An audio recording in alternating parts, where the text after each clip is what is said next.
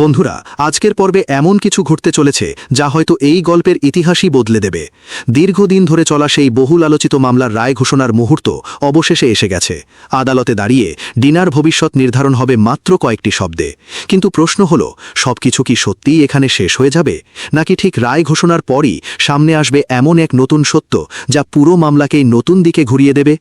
একদিকে মৃত্যুদণ্ডের রায়, অন্যদিকে বহুদিনের অভিমান ভেঙে ময়ূরাক্ষীর কান্না ভেজা ক্ষমা প্রার্থনা, সোহাগের অবিশ্বাস্য ক্ষমাশীলতা, কোমা থেকে ফিরে আসা এক রহস্যময় সাক্ষীর বিস্ফোরক তথ্য, আর জেলের অন্ধকারে বসে ডিনার সবচেয়ে বড় স্বীকারোক্তি। সব মিলিয়ে আজকের পর্বে রয়েছে একের পর এক আবেগঘন, রহস্যময় এবং হৃদয় কাঁপানো মুহূর্ত। তাই ভিডিওটি শেষ পর্যন্ত অবশ্যই দেখুন, কারণ শেষের চমক আপনাকে সত্যিই অবাক করে দিতে পারে। আজকের পর্বের শুরুতেই আদালত কক্ষের পরিবেশ হয়ে ওঠে নিস্তব্ধ অথচ টান টান উত্তেজনায় ভরা।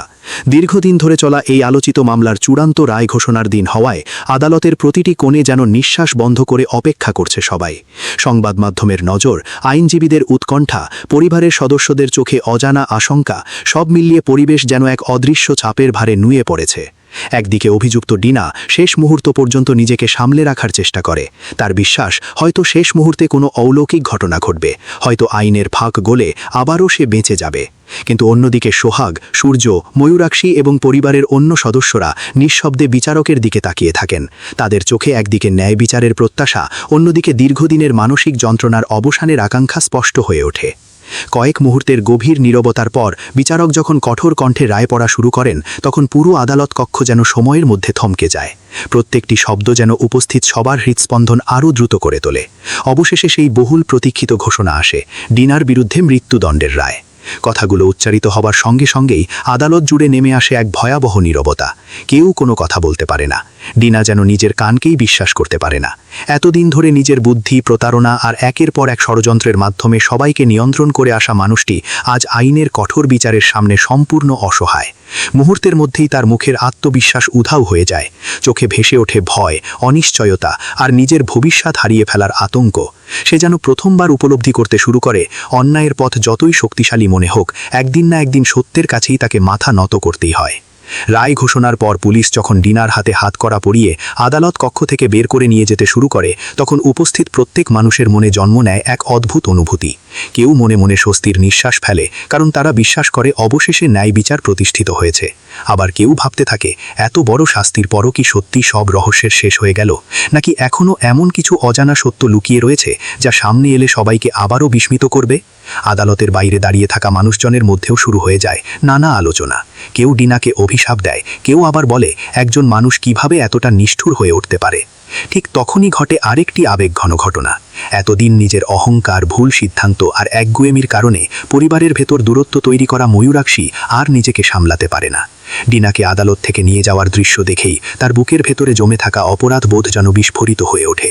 সে ধীরে ধীরে সোহাগের সামনে এগিয়ে আসে, চোখ দিয়ে অবিরাম জল গড়িয়ে পড়ছে। কাঁপা কণ্ঠে সে নিজের সমস্ত ভুল স্বীকার করে বলে, এতদিন সে শুধু নিজের অহংকার আর রাগকেই সত্য বলে ভেবেছিল, কিন্তু আজ বুঝতে পারছে ভালোবাসার মানুষকে কষ্ট দেওয়ার চেয়ে বড় ভুল আর কিছু হতে পারে না। যে মানুষটিকে সে বারবার অবহেলা করেছে, যার ভালোবাসাকে দুর্বলতা ভেবেছে, আজ সেই সোহাগের কাছেই মাথা নত করে ক্ষমা চাইতে হচ্ছে তাকে। উপস্থিত সবাই নিঃশব্দে সেই দৃশ্য দেখতে থাকে। কেউ কল্পনাও করেনি এত শক্ত মনের মানুষ ময়ূরাক্ষী একদিন সবার সামনে এভাবে নিজের ভুল স্বীকার করবে। তার চোখের জল যেন শুধু অনুতাপের নয়, নিজের অতীতের প্রতিটি ভুলের জন্য অনুশোচনারও প্রতীক হয়ে ওঠে। কিন্তু এরপর যা ঘটে সেটাই আজকের পর্বের সবচেয়ে হৃদয়স্পর্শী মুহূর্তগুলোর একটি। প্রতিশোধের পথ না বেছে সোহাগ এমন এক সিদ্ধান্ত নেয় যা উপস্থিত সবাইকে অবাক করে দেয়। সে ধীরে ধীরে ময়ূরাক্ষীর কাছে এগিয়ে গিয়ে তার চোখের জল মুছে দেয়। শান্ত, স্থির এবং মমতা ভরা কণ্ঠে সে বলে, মানুষ মাত্রই ভুল করে, কিন্তু নিজের ভুল বুঝে তা স্বীকার করার সাহস সবার থাকে না। যে মানুষ নিজের ভুল উপলব্ধি করতে পারে, সে নতুন করে জীবন শুরু করারও যোগ্য। এরপর নিজের ছোটবেলার কথা মনে করে সোহাগ জানায়, মায়ের স্নেহ ছাড়া বড় হওয়ার কষ্ট সে খুব ভালো করেই জানে। তাই যদি সত্যি সম্পর্ককে নতুন করে গড়ে তুলতে হয়, তাহলে অতীতের ভুলগুলো আঁকড়ে ধরে নয়, বরং ক্ষমা আর বিশ্বাসের ওপর ভরসা করেই এগিয়ে যেতে হবে। সোহাগের এই কথাগুলো শুনে ময়ূরাক্ষী আর নিজেকে ধরে রাখতে পারে না। কান্নায় ভেঙে পড়ে সে সোহাগকে শক্ত করে জড়িয়ে ধরে। সেই দৃশ্য দেখে উপস্থিত প্রত্যেকের চোখ ভিজে ওঠে। বহুদিনের অভিমান, ভুল বোঝাবুঝি আর দূরত্ব যেন এক মুহূর্তে গলতে শুরু করে। আদালতের কঠোর পরিবেশের মধ্যেও মানবিকতার এক অনন্য দৃষ্টান্ত তৈরি হয়। অনেকেই চোখের জল লুকাতে পারেন না, কারণ সবাই বুঝতে পারেন প্রতিশোধ মানুষকে জিততে শেখায় না, কিন্তু ক্ষমা একটি ভাঙা সম্পর্ককে আবার নতুন জীবন দিতে পারে। এই আবেগঘন মুহূর্তের পর কিছুক্ষণ নীরবতা নেমে আসে। ঠিক তখনই সামনে এগিয়ে আসে সূর্য। তার চোখেও জল, কিন্তু সেই চোখে এবার আশার আলো স্পষ্ট। সে ধীর কণ্ঠে বলে, বহুদিন ধরে সে এই পরিবারের সবাইকে আবার একসঙ্গে দেখার স্বপ্ন দেখেছে। এতদিনের অশান্তি, ভুল বোঝাবুঝি, অবিশ্বাস আর বিচ্ছেদের পর আজ যেন নতুন করে একটি পরিবারের জন্ম হলো। সূর্য বিশ্বাস করে, ভালোবাসা আর ক্ষমার শব্দের সামনে সবচেয়ে বড় শত্রুতাও একদিন পরাজিত হয়। তার কথায় পরিবারের সবাই সম্মতি জানায়। দীর্ঘদিন পর প্রথমবারের মতো সবার মুখে এক টুকরো স্বস্তির হাসি ফুটে ওঠে। মনে হতে থাকে হয়তো সত্যি অন্ধকারের শেষ প্রান্তে আলো অপেক্ষা করে। কিন্তু বন্ধুরা, গল্প এখানেই শেষ নয়, বরং ঠিক এই মুহূর্ত থেকেই শুরু হতে চলেছে আরও বড় রহস্যের পর্দা উন্মোচন। কারণ কয়েক মিনিটের মধ্যেই একটি ফোন কল পুরো ঘটনা প্রবাহকে আবারও নতুন মোড়ে নিয়ে যাবে।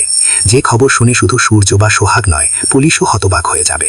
সেই খবর কি, আর কে সেই রহস্যময় ব্যক্তি যার নাম উঠে আসতে চলেছে নতুন তদন্তে?